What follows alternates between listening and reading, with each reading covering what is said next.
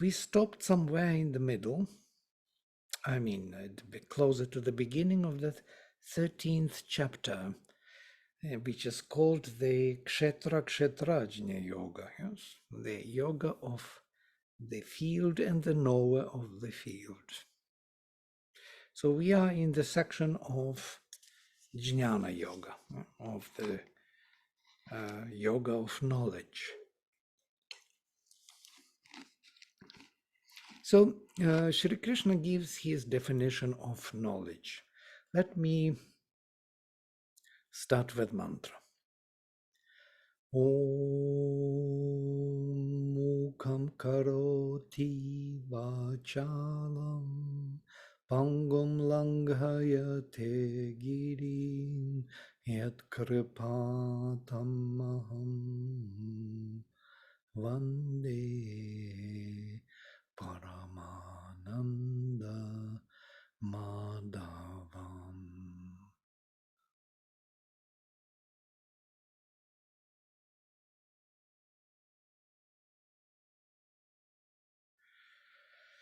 So we stopped at number 7. Ichadveshach sukham dukham sanghatach chetana dhritih etat kshetram samasena savikaram udahritam. Interestingly, he defines kshetram first. What is kshetram?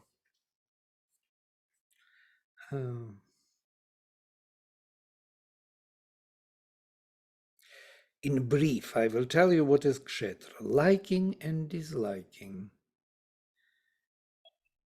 pleasure and pain, sukham dukham. Sanghatah, collocation, so to say, putting together. We spoke about this. Chetana, consciousness. Dhritih, persistence, holding on to. Etat kshetram. This is the kshetra. Samasena, briefly. Savikaram, udahritam, together with vikara, together with distortion, or principal deformations, is udahritam, spoken or presented or given as an example. Look at this. So what are the distortions? Icha, dveshach, sukham, dukham. These are the major principal deformations. And the kshetra has 3 major qualities. We spoke about this: consciousness, collocation, and persistence. So everything which is kind of held together, which is insisting on its own kind of holding together, and which is comprehensive consciousness.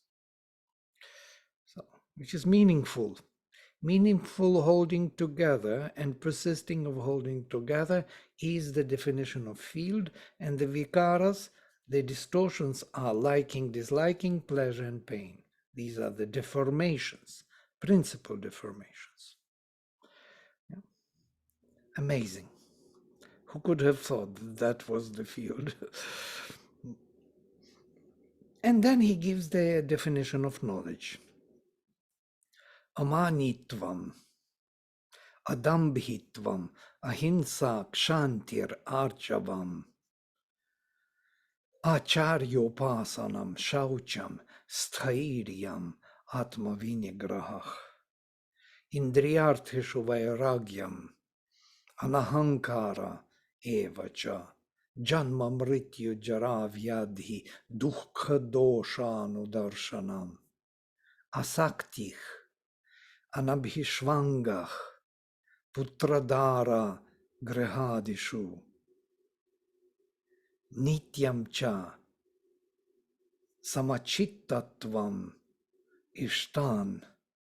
ishtanishta upapattishu.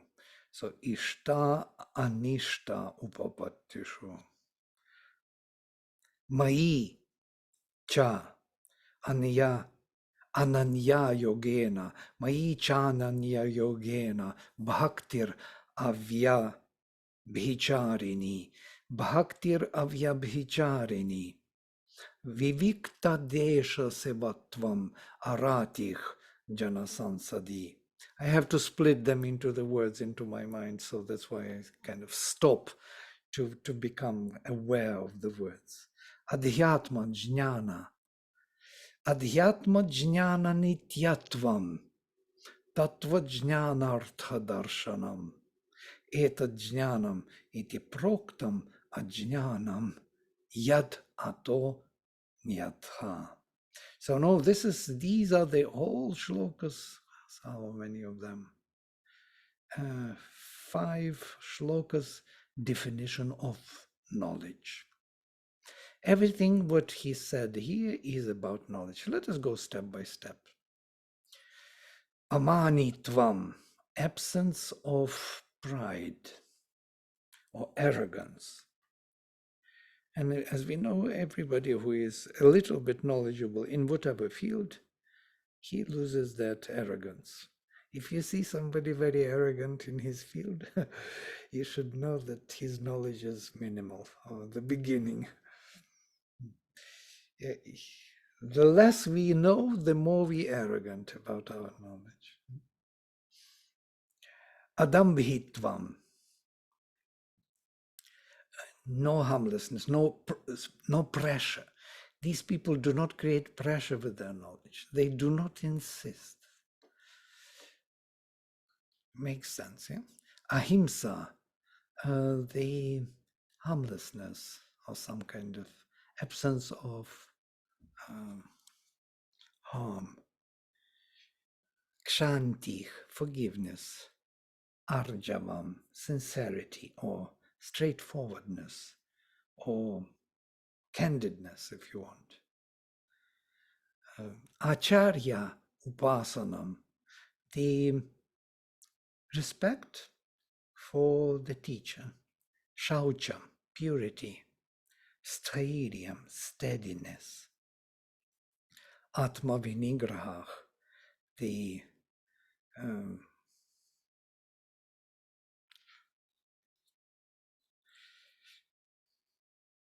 vinigrahah, non-grasping. Yes. Sri Aurobindo translates a masterful government of the lower nature. Interesting kind of choice to translate this word in this way, because vinigraha is kind of complete possession or mastery, and which is bringing everything we possess under the control of Atma, of the self. Yeah, masterful government of the lower nature.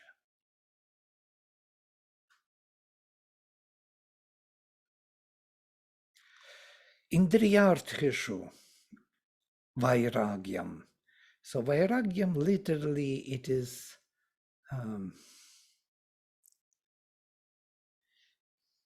yeah, I will look into his better. Vairagya is absence of color, or this. There is a word, not discolorful, but how to say, not passionate. Yeah, free from passion, free from exaggeration of nature, free from the exaggeration of feelings and emotions with regard to anything. So this vairagya in the indriyartheshu, in the objects of sense, freedom from exaggeration. It's So my translation. Huh? is that from viraga? Yes, And raga viraga. would be that passion. Vairagya would be without the passion. Right, without the passion, without the it's too much light, burning, color, possession. So being free, being detached from one's own reactions, not seeking one's own, how to say, involvement of feelings and emotions whenever we do something or want to arrive at some knowledge. This is a problem for For some of us, not for many. For me, for example, Vairagya would be very useful because I feel very passionate about certain things, and then I can, yes, as they say in Russian, break a lot of wood. Um, so uselessly, because it doesn't do anything. This exaggeration of the feelings is not always necessary. So in the object of sense freedom from how Sri Aurobindo says, from removal of the natural being's attraction to the objects of senses, a firm removal of the natural being's attraction to the objects of sense. If you see such long sentence for this Vairagya, this is something of that kind, yeah? Viraga, as Doug rightly said, yes. Free from raga, from coloring, from making everything colorful.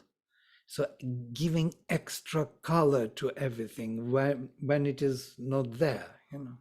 So in order to get a juicy presentation of reality, making it more real than it is, yeah? This extra coloring, which our vital has, at least mine, has the tendency to do so. But I think, hello, Yeah. I think it's not a question of exaggeration. It's more a question of the modulation of the relation, the attraction. The attraction is, the point is in the attraction, not in the exaggeration. I think it's, Well, that makes also attraction, yes, correct. It's like all this is the whole field of relations with yourself, so to say. Fake it till you make it, you know, present it more beautiful than it is, then it becomes more beautiful.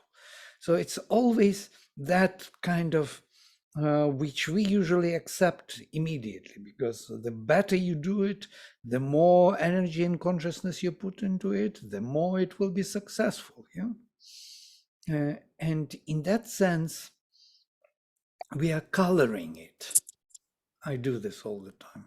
I need this vairagya to stand back a bit, to let things be as they are, instead of trying to make them look better than they are. yes, but I think there are different mental attitudes. You can exaggerate, and you can be attracted of what you are exaggerate. But I think there are two different steps. Okay, I accept that, yes.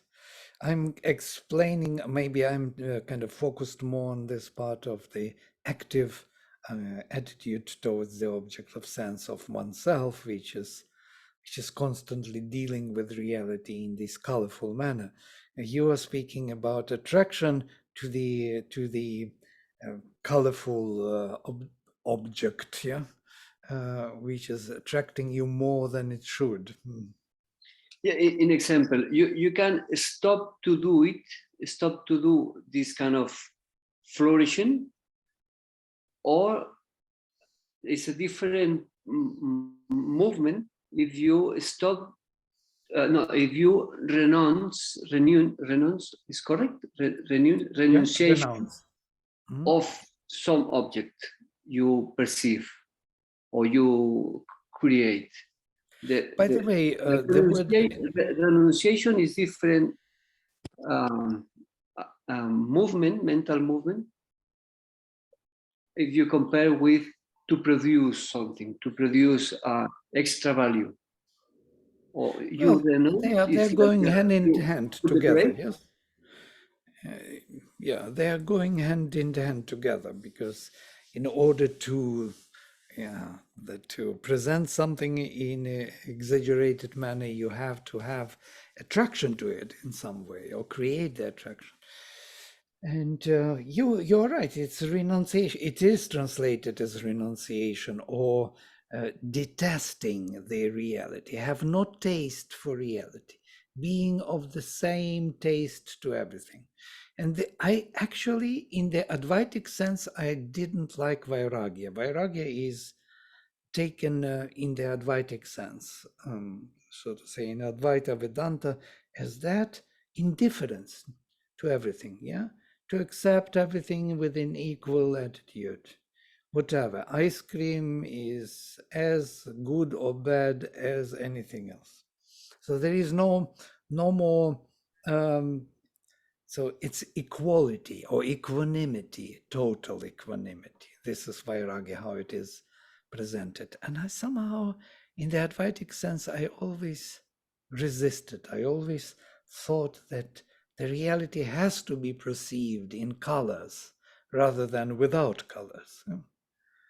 Do you understand my kind of inner objection? But I appreciate the quality to to to to increase the value. I appreciate that, but this increasing is not the same like to um, block your perception in your own constructions. I think you can flourish your appreciation, but continue with the flow. But if you feel attract of your own perceptions, you stop to continue perceiving in a direct relation with the dynamic perceptions. I think this is the question. The question is you can increase your perception, but don't be attached with your own constructions. I think this is the question. And then you can increase the flourish, increase the value, but renounce about your own producing, your own perceptions. And then you continue in the flow. So I it think is like renunciation of pain and pleasure, both in this material world. Yeah. Renunciation of pain and pleasure, happiness and unhappiness, yes, cold and hot, of right and wrong, of everything. It's vairagya, discoloring. So not not distinguishing one from another too much for yourself, yes, to be kind of partying with one or another because all of them have right to be. This is kind of equanimity, equality, which is a great quality, by the way, and it has to be in knowledge. Otherwise, how would you have any knowledge? If you already have preference for something, likings and dislikings and so on, which we are so full of.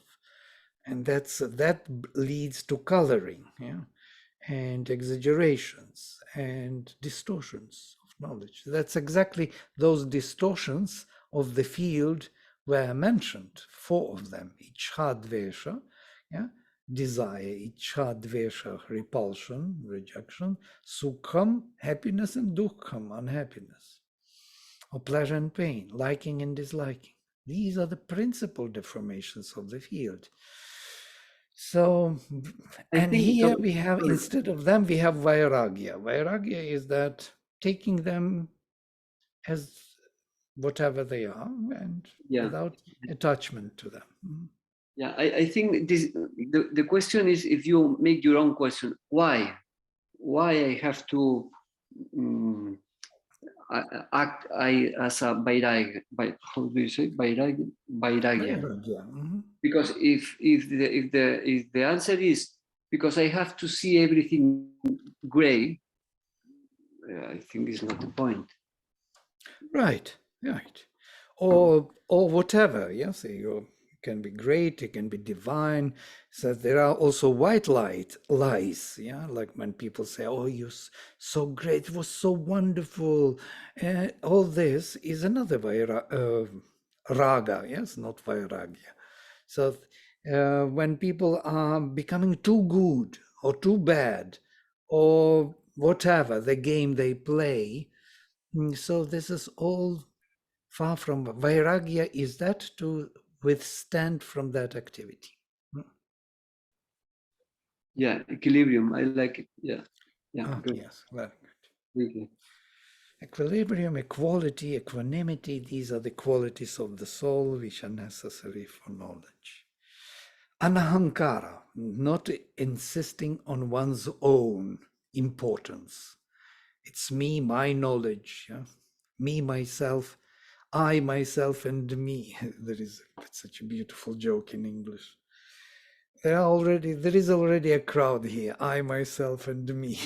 So sorry, there is nobody else needed. But all the places are occupied.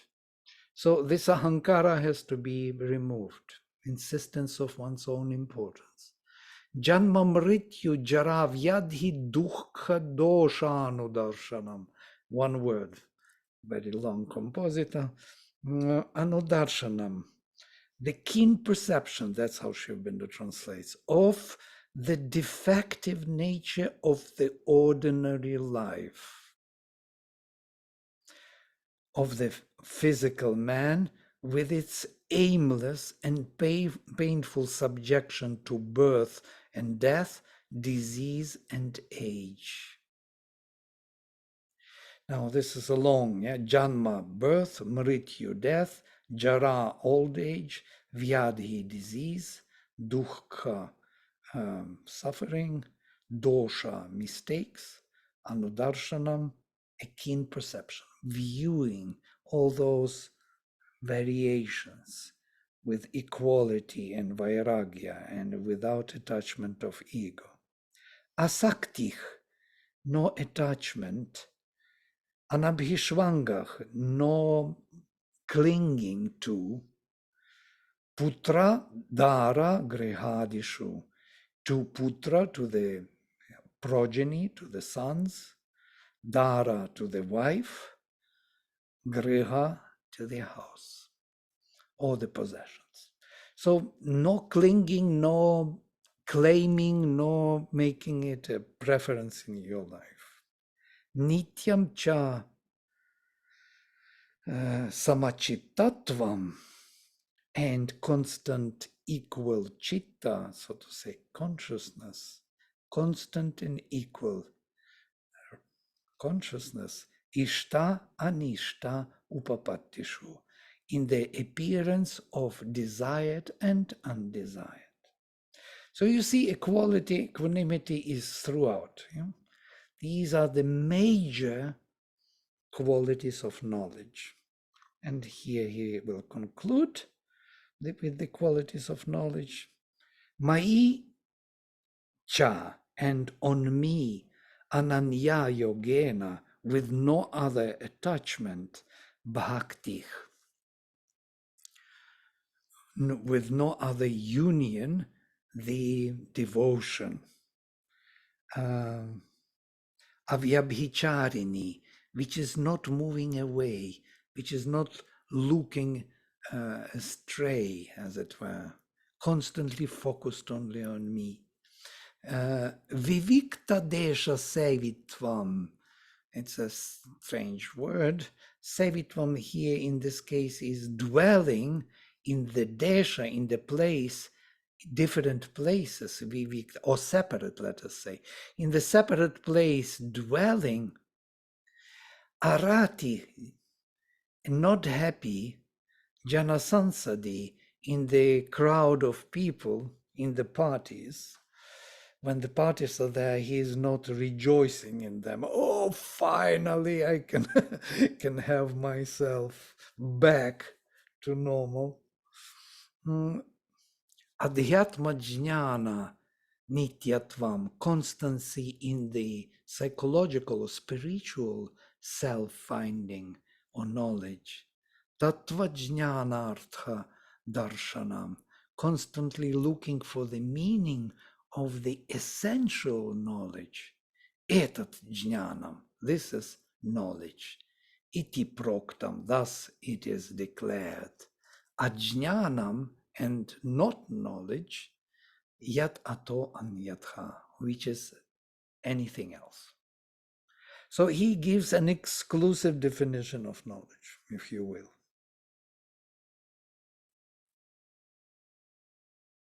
I know it's a mouthful of things, but if you put them kind of on the list, in the bullet points, and start analyzing them, you will see that they are all needed. It's not just repeating the same thing in other ways. If we especially analyze Sanskrit language, go deeper into the meanings of the roots and so on. So jnana itself, from root jna, to know, from here gnosis, knowledge, the same jna, yes, the same etymology, but with a very specific sense of, as Sri Aurobindo translates this word, self-realization. It's not the knowledge of the external things, it's the self-knowledge, knowledge of oneself, as experience, as it were, experiencing oneself, realizing oneself. So to realize oneself, one needs these qualities. This is their thing. I'm not agree fully with all of this. Can I say why? Yes, please go ahead. I'm a father of 3, and I think I receive a lot of knowledge from my role of father, and to experience the role of my wife to be a mother.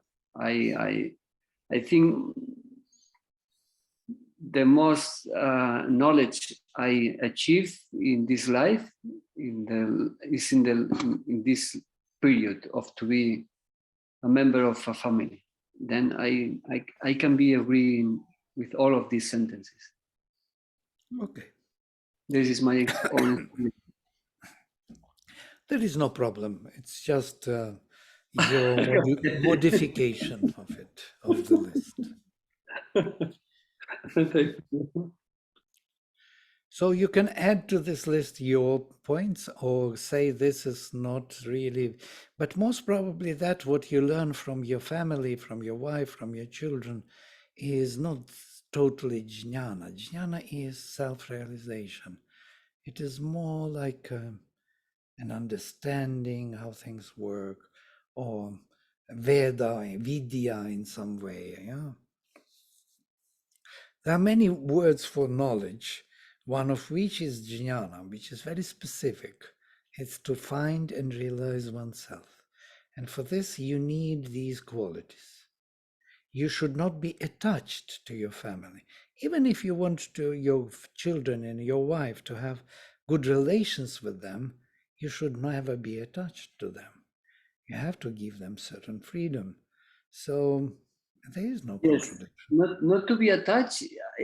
I'm agree, but without the relation, I'm not agree. Without the company.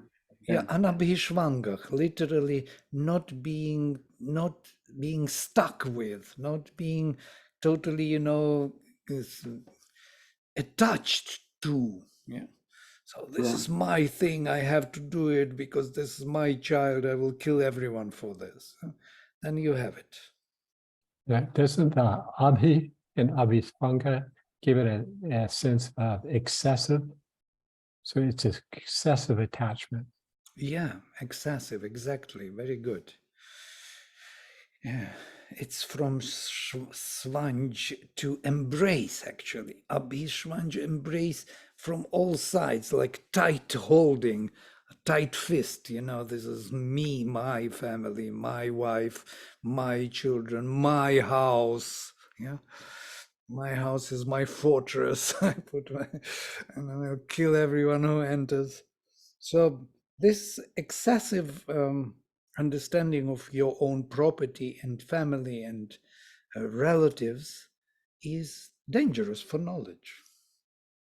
And we know how. We've seen it many times. Yeah?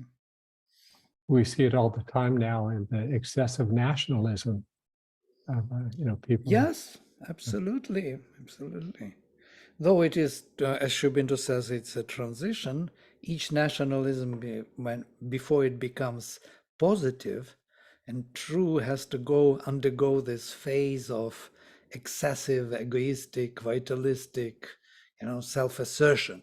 And because it doesn't know yet how to be. So it's like a child, And that is a very dangerous phase, but it goes. After some time, it loses that need to be militant. Yeah. And once it finds itself, once the nation finds itself, it loses that militancy. Yeah? It doesn't need to protect itself anymore. Look at the European Union. There are no more borders. Who could have thought? Between France and Germany, no border, just road going. Yeah? So nobody needs that border anymore because they found themselves. They don't need to assert themselves in for others. So militancy is gone. Of course, there was Second World War before, yes. Now it's gone. Right. Any other thoughts, ideas of this Kshetra and Kshetrajna? Notice how he gives this knowledge. He doesn't speak about anything but psychological values and qualities. Did you notice? He doesn't describe it in scientific form, rather in psychological.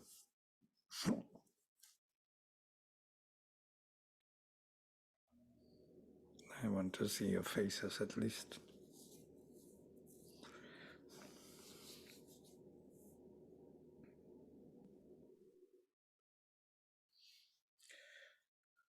Normally, we say knowledge when you accumulate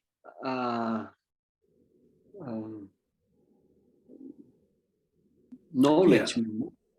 We accumulate, pile up the information. We know so much about everything. Yes, that's what we think knowledge is. But Yeah. in this case, it is something else.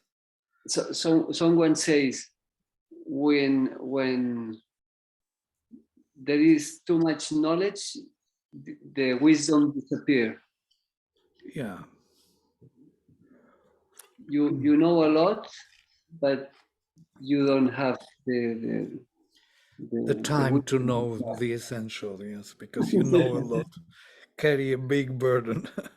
Yeah, more you know, less you understand, or less you. It's very important what you say, actually. If you think of it, it's an interesting thing because there are people who know a lot of information, have information, but it is never used for the sake of self-finding or discovering the truth. Yeah, it's always used to block any discovery of truth, kind of. Instead of looking for the truth, just present what you already know. Yeah, take it out of your pocket and say, "This is what it is," instead of really being in that moment and discovering the truth. So it is much better to first to learn a lot and then to forget all of it, yeah, and then to start discovering things. Let these forms of knowledge come back to you in the moment you need them, instead of you with your mind building up the construction, which can explain something, yes, regardless to what is there. But also we can practice what we preach, rather, or the knowledge that we learn, we should put it into practice. Then we'll know how hard it is. And, Yeah, this is a very, very important addition to this, which I also lack quite a bit. One thing is to preach, another is to do. I try to do what you preach. To say the truth is very pleasant always. You feel like you uplift yourself. You're on the top of the world. And then it comes to doing, and then somehow you disappeared. You're busy with preaching about truth somewhere else. So isn't it also about being going back to a place of more innocence and more almost like a childlike awareness? Like, how do we get back to that? How do we get back to that place of observing and integrating, and when we think we have it all figured out? Right, how to concentrate on oneself, and that is the shlokas were given, how it means to lose this kind of egoistic assertion and amanitvam, so be not very much involved in this, what do you call it, pride. This pride, it can be a very big problem for many people. Yes, you don't respect me, you do not appreciate what I do for you. These forms exist very freely and acknowledged by all. We learned to speak to each other in a very sophisticated manner to avoid all those sharp corners, to mention something you think, but it may touch somebody's pride or some arrogance. This is an arrogance which has to go. If we are looking for the truth, which is knowledge, then it is so nice to discover what is wrong with you or with others. Is it not? It is so nice. We can be only grateful. Somebody tells you you are an idiot. Thank you. Such a truth. I know that I'm an idiot. Now, now I have to look and to find that idiot and deal with it.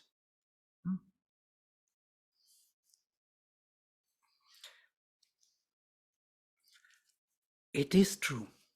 If we can be that, free from that arrogance of knowing something, being something. Oh, you don't know anything. All right. Yeah, it is really so. Really. Because we embody everything in ourselves. We have all the elements, ignorance, arrogance, everything is within us. If somebody points to that, why to be offended? We are not the pure gold of the spiritual presentation, no? We are a mixture of many things, doubts, fears, weaknesses, God knows what.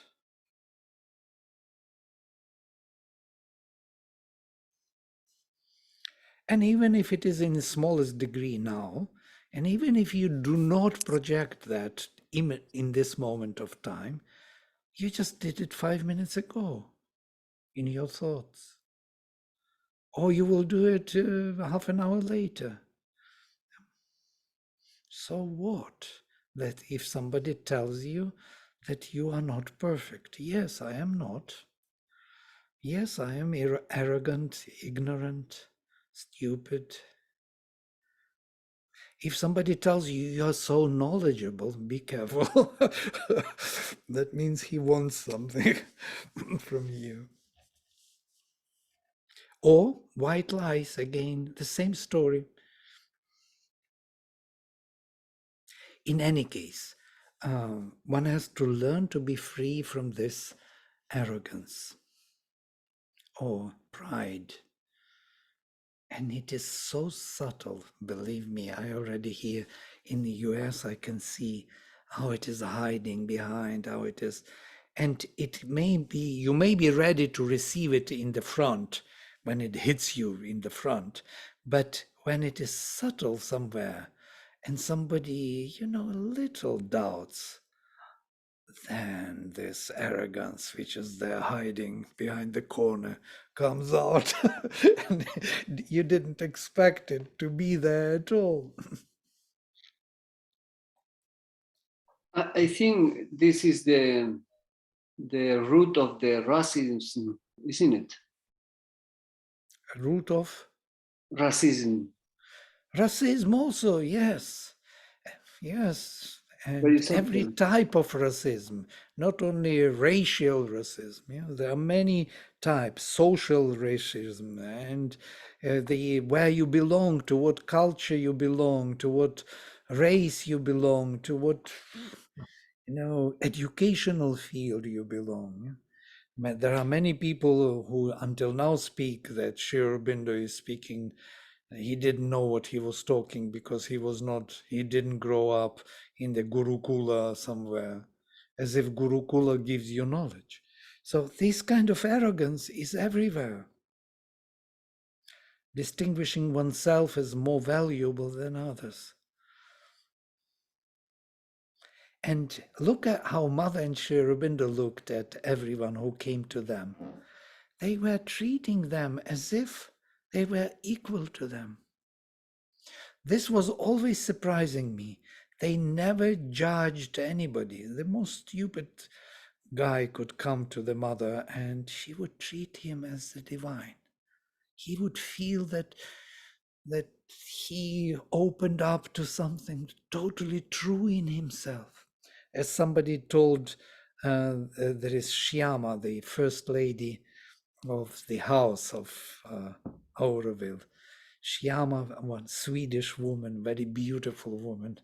She was married to Frederick, the most beautiful man, German Frederick, and Swedish Shyama. They were like Adam and Eve in Auroville. And they produced the first son, Auro's son. They married there, they met in Auroville. And she said, when I came to the mother, for the first time, she said, I felt that I am seen, that she sees me. And till that moment, she never had an experience to be seen. Nobody saw her. And then the first being sees her. She recognizes her. She can see herself. She can know herself. So what kind of arrogance should be there? Arrogance disappears like a wind. In the film of Avatar, I don't know in English. Yeah. In Spanish, when they want to say I love you each to the other, they say I see you. I don't know if in the original. Yeah, also I see you. Yeah, so beautiful. And that I see you is meaningful. It's not I see the some, how you're so tired today, or I see you. Yeah, see you. It's like really see you. Means I am with you. I am you. That identity. Yeah, that moment is very memorable. So you see, one arrogance can kind of distort a lot. Or dambhitvam, it's another kind of, how to say, when you insist on your truth, you subject others to your own way of understanding. Teachers are doing this in the school. Yeah. You have to write exactly my answers and answer to me my answers. Yeah. I give you the question, you prepare the answers, you learn them, and you give it back. This is this type. So you want to subject everyone to your own understanding. And this happens all the time in every family. It's a very good point for your upbringing of your children. Do you want them to be like you? Do you think you're really worth following? In spite of that you are looking for the truth. I thought like this about my daughter.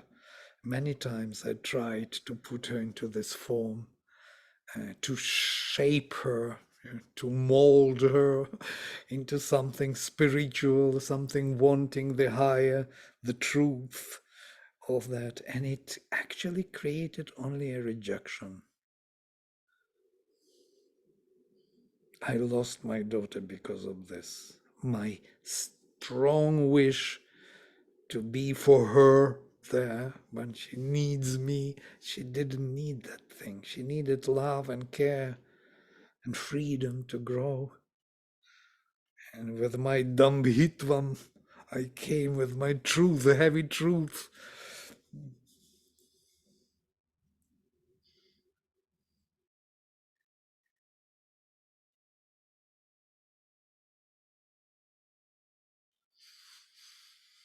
Yeah. And Kshanti, we spoke about Kshanti, forgiveness. Forgiveness is double-edged sword. When you forgive, you release the knot of grudge in you. You release that energy. You don't have any more reaction to it. We react to others, and we spoke about mirroring quite a lot, yes? That everything what comes to us in our life is actually mirroring us, what we need. If somebody comes to you very arrogant and you feel that he is so arrogant, it means you have a problem of arrogance. You have to deal with this. I remember in Auroville when I arrived, there was one person there. He was so arrogant, so controlling others. I was so furious with him, and it came to Bhavana. Bhavana is no more in Verity, and he said, this person is total control freak, power trip, and so on. And she said, oh, you have this problem. I said, me? I don't have. It is him. He has. She said, well, well, you have it. You have it in you. That's why you react so strongly. He showed you your problem. If I would not have it, I would not even notice that he is control freak. There are sometimes people live like this in the family. I know one family, he is so stingy and so greedy, and she's so generous, and she doesn't feel anything about that for him, because she doesn't have it at all in herself. She doesn't see that quality in him. It's such an interesting thing. So Kshanti, forgiveness, is actually releasing that thing in you that you don't have anymore. You resolve it in you. And once you resolve it, you really can forgive others because you don't have it. But if you have it, so it's kind of, it comes back to you as the forgiven, you shall be forgiven. It's an amazing statement, actually, from Jesus. Yeah, if you can forgive, really forgive, not on the words, not okay, I forgive you, not on this, but inwardly, you really release that thing. That means you are forgiven, because this is your thing, your burden. It's literally that. You have to forgive yourself, so to say, how to release the grudge, or that knot of energy wrongly made in you. So these are the elements of arriving at self-realization. Without them, that self-knowledge is impossible. You see such small things sounding very small, but arjavam, straightforwardness, sincerity. How can we realize ourselves without being sincere? Truthfulness. It's from riju being straight, being open, being straightforward or frank, or what other words are there? Um, Yeah, sincere. Arjuna. Arjuna is from, yes, Arjuna is white. Whitish, also closely related, yes, from Riju, Arjuna. Straight, sincere, forward, white, clean, pure. Sincerity is purity in a way. Yeah, that's why he is white. Pale. Arjuna means pale. Because there is no greater purity than sincerity. If you are sincere to yourself, to what you do, you think, if you don't try to make something up that would be fitting for you or others, then you're sincere. And so to be purely, truly sincere is very difficult, Mother says. Try to be 1 minute sincere, 5 minutes sincere. You will see how difficult it is to be sincere.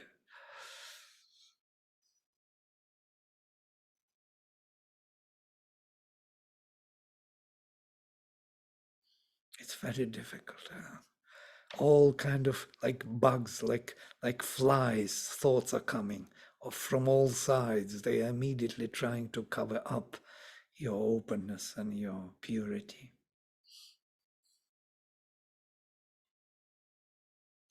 And especially when people say, as Mother says, that I am sincere. Yeah? I'm totally sincere. That means they have no idea what they're talking about. It's another manipulation. Because to be sincere is really to understand how difficult it is to be. And so you will never be able to say, I am sincere if you are sincere.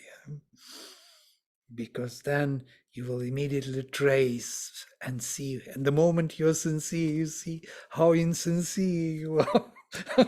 So how can you say, I am totally sincere? So these are the inequalities without which self-knowledge is impossible or difficult, let us say.